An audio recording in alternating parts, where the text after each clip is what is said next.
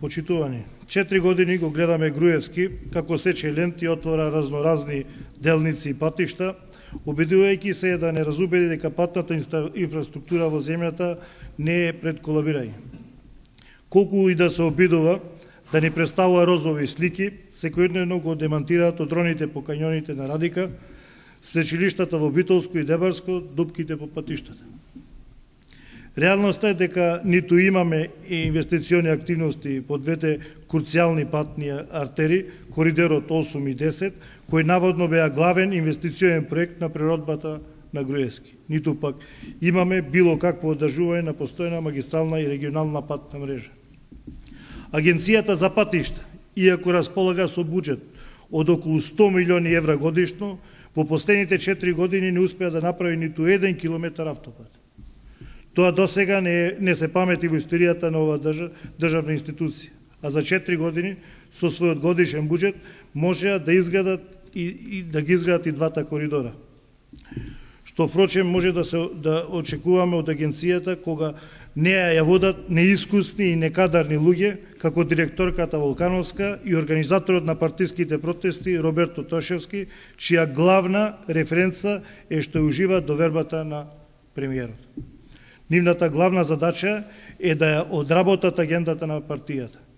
Како инаку да ја толкуваме провидната акција Змис Кокло, чија главна цел беше да се избркат 80 инкасанти од работата и на нивно место да се вработат застушни партиски војници. Господине Груевски, излезете малку од 4 зида и видете што се случува во соседството. Во изминатите години Албанија изгради стотици километри автопат. Србија завршува изградбата на своите делници по коридорот 10. За Грција, Хрватска и Бугарија да не зборуваме. Дури едно Косово интензивно гради автопат од Приштина до Пеќ и кон Албанија. И сето тоа во економска криза, што ја споменувате секогаш кога ви е потребно оправдување за вашите лажни ветувања. Кога веќе не ги градите новите патишта, барем одржувајте ги старите. Јавното предпријатие Македонија пат, во чија надлежност се овие зафати, во изминативе 4 години не направи ништо, освен што менува директори и генерира милионски загуби.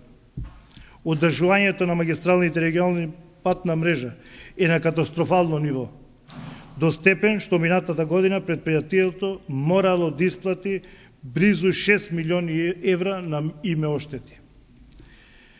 Индикативен е и податокот дека во последниве 3 години Македонија пат има вградено вкупно 30.000 тони асфалт, додека за споредба само од 2005 година Македонија пат гради 109 тона асфалт.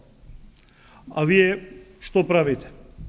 За многу позначено да фрлите 200 милиони евра народни пари за остварување на вашата забега мегаломански проект Скопје 2014. Наместо истите да ги пренамените во продуктивни капитални инвестиции. Господине Груевски, зошто плаќаат граѓаните патарина? Сигурно не за задоволување на вашите кичерајски апетити и проекти, наместо за нивната безбедност на патиштата. Време е народните пари да почнете да ги употребувате за неговите реални потреби. Благодарам.